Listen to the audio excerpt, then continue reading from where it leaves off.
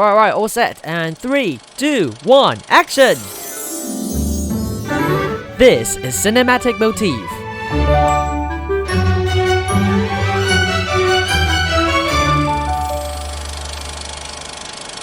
Hello, I'm Wanson and you're listening to Radio Taiwan International. This is Cinematic Motif, where I introduce you films in Taiwan and around the world. Do you still go to the cinema? This is the big question I've been asking my friends who are in the younger generation. With streaming services like Netflix and Disney+, people have more and more alternative options to watch movies, and thus they do not have to go to the cinema, particularly after the pandemic broke out in 2020. Taiwan's cinema industry has faced fluctuation after the pandemic in recent years. In the pre-pandemic 2019, box office sales in total reached 10.19 billion NT dollars here in Taiwan, drawing 43.2 million viewers. COVID-19 caused a sharp drop in 2020, with revenue halved to around 5 billion NT dollars. 2021 saw further declines, and the big leap came in 2023 as box office sales surged to 7.66 billion NT dollars. However, it is still far away from the box office figure of more than 10 billion NT dollars in 2019. The recovery of the cinema industry in Taiwan seems to be much slower than expected. Is it a global trend? How can we save the cinema industry? Who still goes to the cinema in Taiwan? Let's find out in today's show.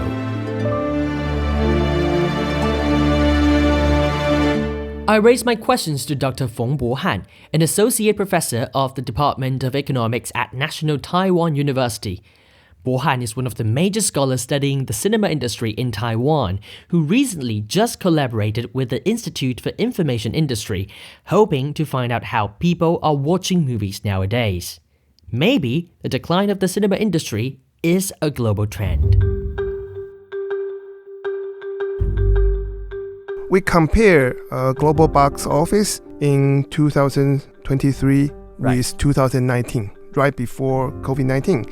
It's a 20% drop in global box office. We are seeing the same trend in Taiwan, but we have more serious decline. Do you have any idea about why is there a bigger decline here in Taiwan?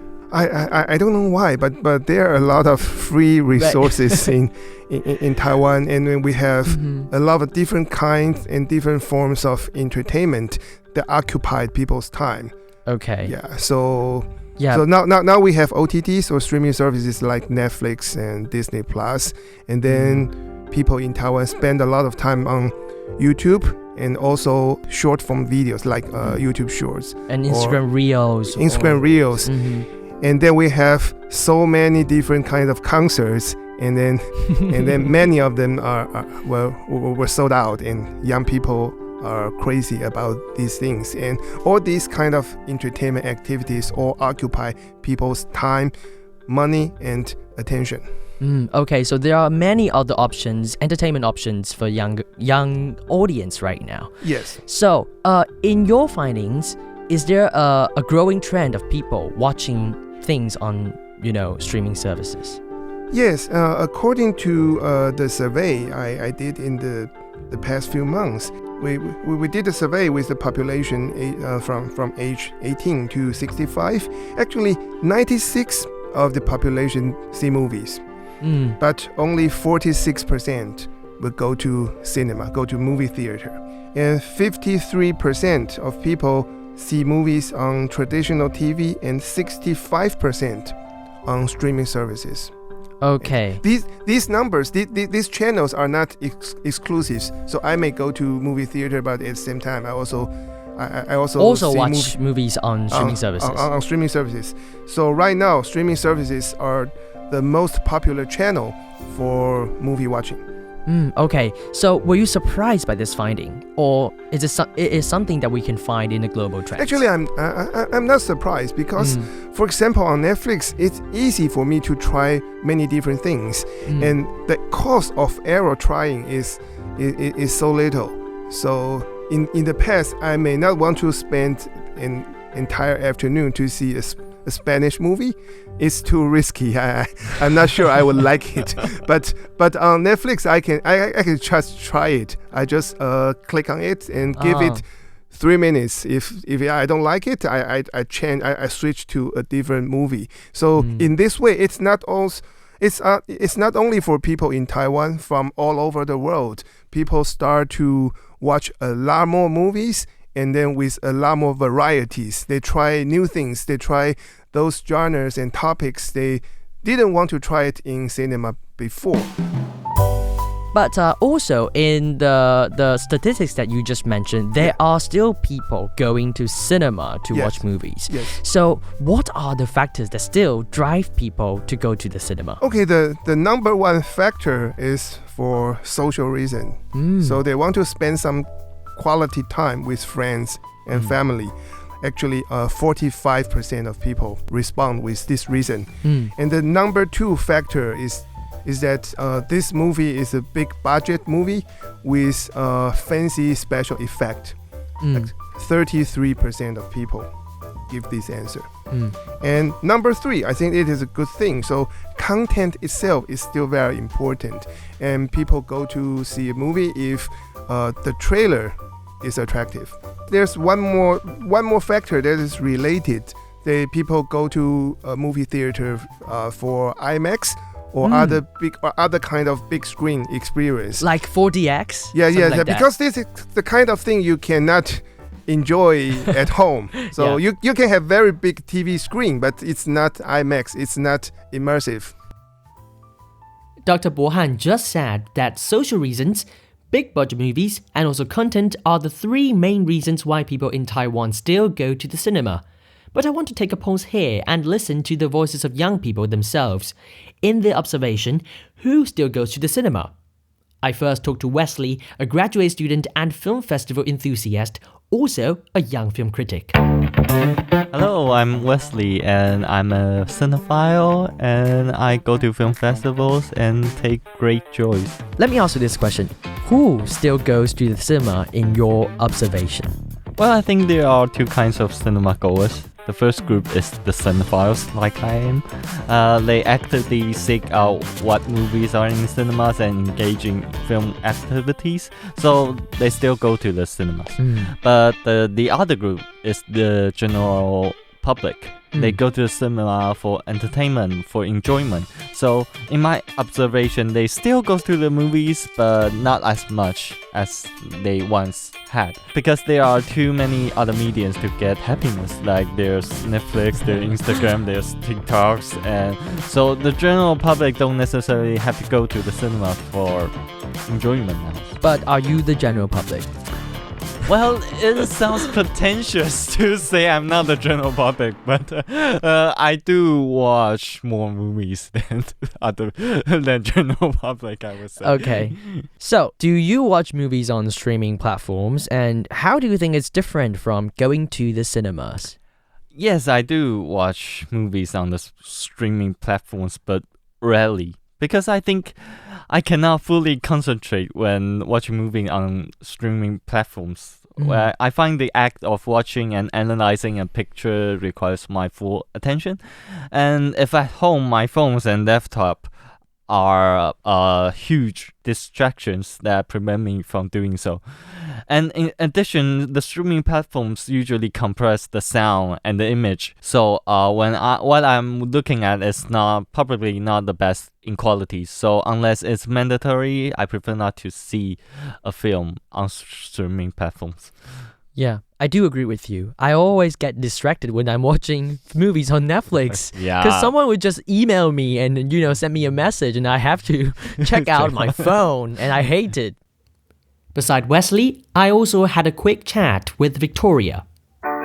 Hi, and my name is Victoria, and I'm now running an Instagram account that's called Paris Riba, and that introduces some content about French culture, French language learning, as well as my exchange year experience in Paris.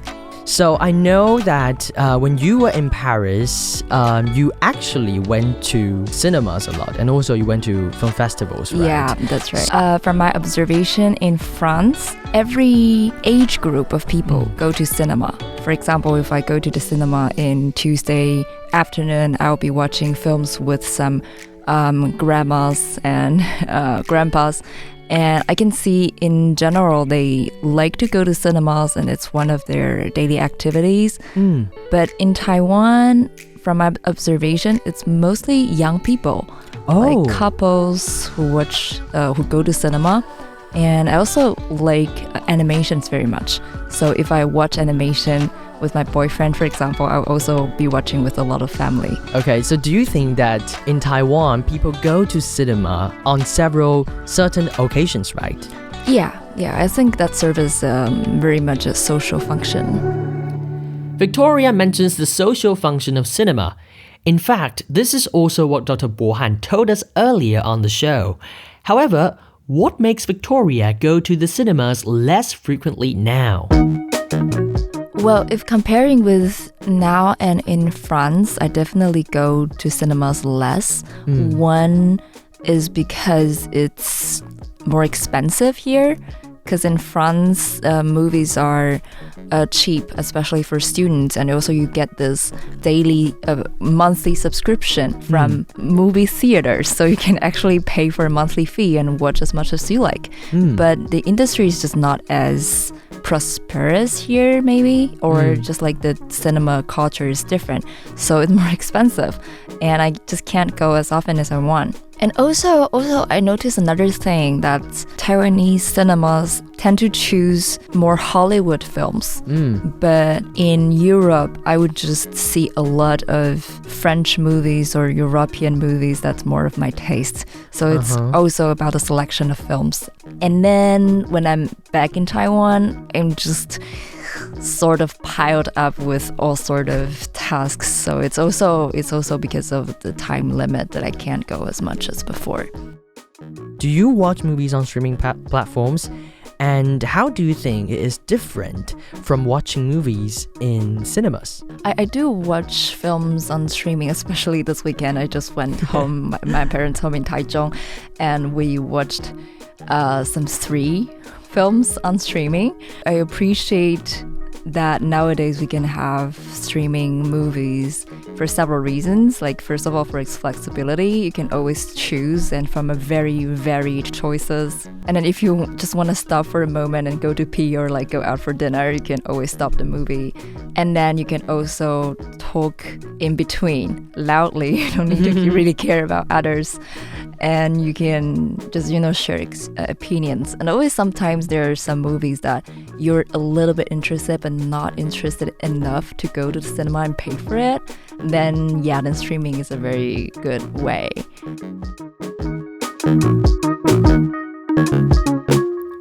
Despite the streaming services are on the rise, Wesley still believes that cinema has its irreplaceable value.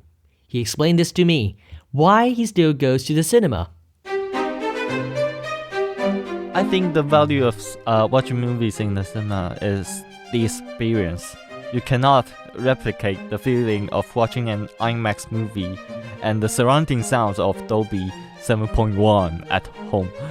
Oh, unless you're rich. Unless you have a big speaker in your house. Yeah. So when I was in Cannes Film Festival in 2022, I attended a symposium discussing the future of cinema.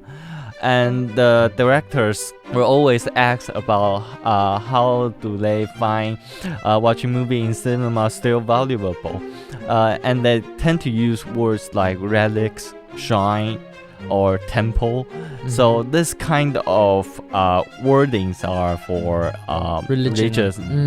And this really has some profound impact on me in thinking about the issue, because in a sense going to cinema is like going to a church. It's a kind of experience that is only retrievable in the special place. So you are a pilgrim for cinema religion. I hope. I continue my discussion with Dr. Feng Bohan from National Taiwan University. With youngsters' voices in mind, how can we save the cinema industry in Taiwan? In particular, how can we attract audiences back? Yeah, it is a very good question. Actually, we raise one more question about this. So, why do you not go to a movie theater and you go to watch a movie on TV or streaming service instead? And the number one reason, I think 60% of people give that answer, is that it's not urgent. I don't feel urgent to see this movie right now, because right now we have too much content around us. So usually we don't feel cherished. So I can always wait when someday I will have the chance to see it. So number one, it's not urgent. And number two, there's no big scene. So no special effect, not a big budget movie. This is number two. And then reason number three, and people think that there are a lot of advantage to watch on Netflix or streaming services. For example, at home, it is more comfortable, it's casual, and then everything is flexible. I actually I interviewed another young girl the other day, and she told me this very interesting experience. She says she feel like that watching movies on Netflix at home is more comfortable because she can chat with her friends while watching the movie, but this is something that is not allowed in movie theater. Okay, yes. So this is I'm just sharing, this is a very interesting fact. It's like they are still doing socializing with people. Yes. They're still doing this, serving the social purpose, but in a different context with Netflix at home. Yes, I think there are different ways to be social, and then the example you mentioned is just one kind, and it is very casual. How do we attract people back to the cinema? And I think several things. So number one, and we need to make movie theaters more comfortable, and then to provide an atmosphere of fun, to make it entertaining. Probably maybe bigger seats, because right now, because number of ticket sales has been dropping a lot, so it means that there are a lot of empty seats in almost every movie theater. So why not renovate theaters and make seats bigger and more comfortable, and you can raise price. So for whoever still want to go to cinema, then they pay more. That's number one. And number two, I think for those content providers like movie distributors or filmmakers, in their marketing campaign, they have to make it an event or big event, and to arouse a lot of discussion, to attract people to join the conversation, to join the discussion. And in this way, it becomes a social event on a different dimension. It is not the case that I can watch movie with friends and then right away talk about it. It's the case that after I see a movie, I can join the discussion on the internet. So everyone is talking about it. Everyone is talking about it, just like Barbenheimer last year, like Barbie. So I think intrinsically it is not the kind of movie that we have to see. But because everybody is talking about it, and then we see a lot of people in pink dress appearing in movie theaters. So I'm curious, so I also do the same thing. Filmmakers can create some kind of urgency for people to go to movie theater. And for different movies, people need to come out with different ideas, different creative ways to attract people. It needs to be something that people can share it in cinema, so that they would enjoy in cinema, right? If you do it alone at home, it's not fun. So I wear in pink. But if I do it in a public space in cinema, then it's a different kind of experience. Or everybody joins discussion on the internet. Because, for example, right now, for young people or college students, many of them still go to cinema to see Conan. Yeah, Detective Conan. Yeah. So I did. Okay. I did that every year. Okay, every year. Yes. Many of my students do that. Right. And then they tell me two reasons. Because number one, so if they don't go to cinema to see it right away, then maybe later on, like the storylines will be revealed on the internet, then they will lose the joy to watch it. And number two, then they can join the discussion with others. And so, of course, I think students also mention very strong characters, and people go there just because they like one or two of the main characters in the movie. But all these things together create some kind of urgency for people to see it right now. Wesley also has something to share with us on what movies are made for cinema. So in cinema history, when cinema was competing with the rise of television, the Hollywood studios invented widescreen formats, and by being larger in size and offering the kind of spectacles that only movie theater is able to give, the cinema was saved. And now, movies are met with other competing mediums like Instagram, Netflix, TikTok. So we have to kind of reimagine what cinema's shape and form should be. So now, I'm not saying that spectacles is the only solution here, but invention is. The studios have to take risks and let the filmmaker try. By being bold in perhaps theme or styles or form, the studios can finally find out what kind of new features the general public is attracted to. So I think what we really need is movies that are clever and inventive in both form and substance, and we have to let the filmmakers test our limits. I have to mention that, Wesley, you have been a teaching assistant for the film studies class, right? Yes.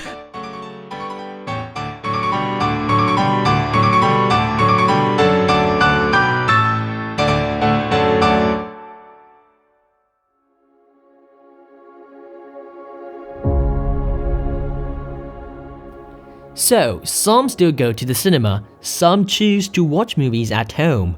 But how will this change our industry? Do you think that this trend of streaming service is an opportunity or threat for filmmakers in the cinemas system? Number one, I think it is a huge advantage, and for those small countries to have their works, to have their movies to be international. Right. So nowadays, because every 6 months I read very carefully for the viewership data published by Netflix, and then now I see that right now that there are about like 15 countries that can regularly make movies with more than 10 million viewership on Netflix. I think before Netflix was created, it was not possible. But on the other hand, the existence of streaming services less people will go to cinema due to streaming services. Yeah.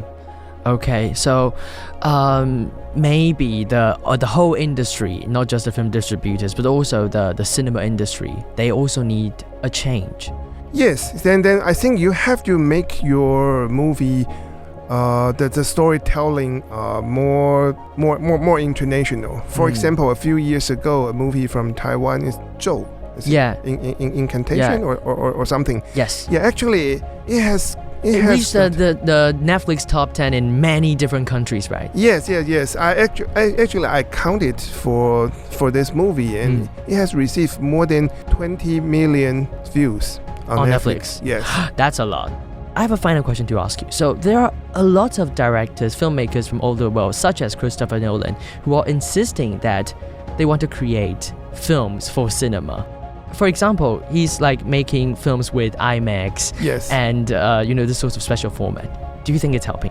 Yeah, it's definitely helping, and then it worked. For example, in the past months, we see the re-release of Interstellar. It has been so many times of re-release. Yeah, because I watched the last re-release. It was like 2 years ago. Yeah, it's got very good box office numbers in Taiwan as well as in the US and many other countries. Yes. Okay, so Bo-Han, thank you so much for your time today. Okay, thank you. Thank you so much.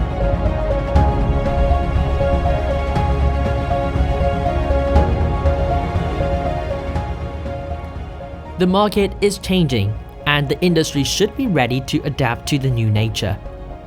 This has been Cinematic Motif, produced by me, Wanson Wang, for Radio Taiwan International. See you next week.